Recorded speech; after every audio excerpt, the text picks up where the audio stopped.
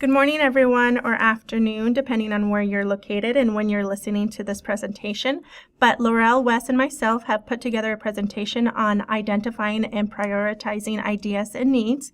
We will begin with an overview of the chapter and then lead into generating ideas and needs for programming, as well as where and how to program planners generate ideas and needs, exploring ideas, needs, and more in depth, structured needs assessment, prioritizing ideas and needs, developing criteria for the priority serving process, some issues that require different solutions, and finally, we'll speak to you about what may have been missing in the chapter. Our activity will also be included into this presentation. We believe that the evaluating process is the most important part of identifying and prioritizing ideas when creating a program, which is why we found two different evaluations. These evaluations have been used for the same event, but within different years, so you can tell a difference between the years, like I mentioned. We would like for you to take 2 minutes and look at the differences and tell us why you think one should be used rather than the other. Or just tell us what you think in general should be added or anything else. Overall, within the chapter, it is addressed that what planners are looking within the planning process, and then describe the most often used sources from which program ideas and needs are created, and examples of setting from which these are generated. The chapter then explores the multiple techniques for identifying these ideas and needs. As we continue reading, we examine reasons why programmers and planners choose to conduct structured needs assessments and describe one each model. The chapter concludes with a brief look at alternative ways to address these issues. When generating ideas, no matter what term is used, program planners are seeking to respond to what the people, organizations, or communities they work for perceive as important topics, skills, or beliefs, as well as value systems that adults should examine or know more about.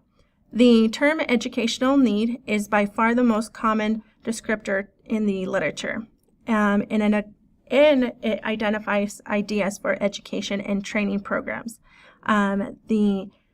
Although defining educational needs as gaps is common and can be helpful for identifying ideas for education or training programs, it can also be limiting. Let's use, for example, the state of Idaho educational system as an example. Our go-on rate from high school to college is below 50%. This means that more likely, most of our adults don't know the difference or don't know how to use technology, or may not have even the education. So when thinking about programming, we may be limited when it comes to making some programs for them. So when we're thinking where and how to program planners generate ideas and the needs, ideas from education and training programs surface in several ways, as described in our previous slide. Often the first sign that education and training programs are warranted is a specific idea, need, problem, or even maybe opportunity that surfaces from one of these four primary sources, which are either people, responsibilities, and tasks of adult life, organizations, communities, and society. For example, when we started thinking of creating an event in the admissions office for Latina students, we asked about the population and what they needed and how we could better serve them. We knew that if we wanted to increase diversity within our university, we weren't sure how to go about it. Therefore, we as educators and trainers explored the problems, ideas, and opportunities in more depth. We gathered and analyzed data to come up with ideas. We did this by asking students questions within group sessions as well as questionnaires. I would take a moment because this chapter has more key techniques that can be used. For example, questionnaires like we used, as well as observations, interviews, group sessions, job and task analysis, test, and much, much more. So if you take a look on page 6D through 6G in your online book, you can actually see all of those. When it comes to exploring ideas and needs, no one technique is better than another, and each technique has its own strengths and weaknesses depending on the context and the data. It is important to explore ideas and needs more in depth because logistics and feasibility can be good indicators of how much effort will be required in order to have a successful program. Some techniques for exploring ideas and needs for the potential program include considering the characteristics of target groups, determining how much involvement is reasonable in collecting data from potential respondents, estimating the time, cost, and any other possible restraints, determining the type and depth of data required, and considering the ability of your planning staff to utilize the various techniques. Sometimes a structured needs assessment is required. A structured needs assessment is defined as a systemic method usually involving a lengthy process based on formal needs where the focus is to clarify and define problems.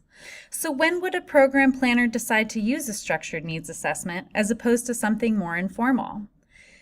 A program planner might decide to use a structured needs assessment when little is known about an idea, issue, or problem, when more in-depth knowledge is required about the characteristics of the target audience, when the expected results require major in-depth changes in people, organizations, or communities, when it is required by the funding organization, when marketing a new and risky program, and also as a way to contend with power issues. There is no magic formula for deciding which program ideas are the best. Priority setting involves deciding which ideas and needs will be addressed and in what order. To help planners prioritize, it is common to get help from past and current participants, representatives of professional organizations, content experts, and staff members. Additionally, quantitative or qualitative data, or sometimes both, can be used to help prioritize ideas and needs. We will discuss quantitative and qualitative data more on the next slide. So when developing a criteria for the priority setting process, the criteria provide the basis on which priorities are judged and served as the justification for the eventual choices. These criteria generally fall under two major categories, those dealing with the importance and those dealing with the visibility. An overall judgment about an idea or need can be made only by its relevance, importance, or feasibility, or by both. The sample criteria are only a partial set of guidelines on which decisions about priorities are made. There are a number of quantitative approaches that can be used by determining programs that can help planners in a timely and organized manner to choose priorities among identified ideas and needs for programs. Priority rating charts are usually the ones that are most used, and you usually do numerical data. Basically, this is helpful when priorities are determined by a number of individual or groups. For example, when applying criteria that are weighed equally, people are asked to give a ranking on each idea using a range of 10 being the most highest and 1 being the lowest. Qualitative, on the other hand, identify the most often discussed in a small or a large group in a series of one-on-one interactions. So the criteria used in these deliberations are usually more fluid and open to the interpretation of the parties included in the dialogues than those that are quantitative based. So for example, for Avanza, we basically used more of the qualitative base because we wanted a whole group of individuals that knew what was going on within the community instead of prioritizing by number. As noted in the chapter, there are a number of needs, ideas, issues, and problems that often surface when identifying ideas and needs for programs that require solutions other than education or training programs. So some of these include lack of willingness to change, the poor quality or lack of resources, inadequate communication systems, lack of support for transfer of learning activities, organizational norms and expectations that conflict with the proposed ideas, environmental pressures, There is a great example of these issues illustrated in your book. It is scenario 6.5. So what was missing from the chapter? The chapter failed to give a good example of a highly structured needs assessment. On this slide, we have included a link to the University of Idaho College of Agricultural and Life Sciences methods for conducting an educational needs assessment as an example of this highly structured assessment. Furthermore, government websites and publications help generate ideas or needs and can provide raw data. We've included links to the Census Bureau, the Center for Disease Control, the Bureau of Labor Statistics, and the Department of Health and Human Services as examples of other organizations that can provide data. As promised, we went ahead and put the activity within the presentation just so that you guys could get a moment to look over it. But take a moment and review through these evaluations and answer some of the questions that we have provided for you. Like I mentioned before, these evaluations are used for the same event, but within each of the evaluations, there must be at least 5 to 6 years differences. So the one on your right-hand side was made in 2008, 2009, and the one on your left-hand side was recently created last year. So if you can actually take a look, which one do you think reads better? And think about it in the aspect of a parent. So if you attended an event and you're a parent of a student who might be considering the University of Idaho or any university in general, what do you think? Does it read okay? What do you think we should do? Should we change it? Should we maybe use the other one that was created in 2009? And what would you consider changing?